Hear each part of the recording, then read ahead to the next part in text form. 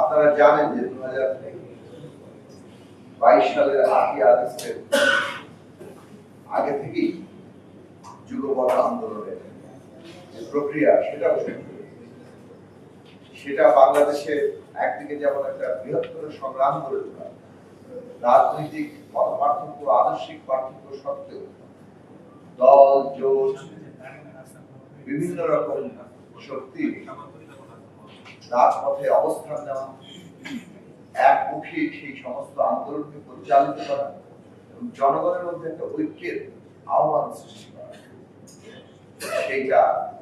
আমরা বাংলাদেশে তার যাত্রা শুরু করেছিলাম। তার যাত্রায় বড় আকারে ভূমিকা, এটা কেবল নিজেদের পক্ষে একটা কথা নয়, ঐতিহাসিক ভাবে সত্য, বাড়িয়ে কথা বলার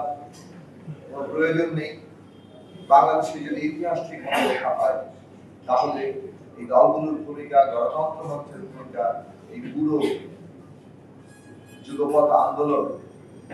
এবং জনগণের বৃহত্তর সংগ্রাম ফ্যাসিবাদের বিরুদ্ধে গড়ে তোলার ক্ষেত্রে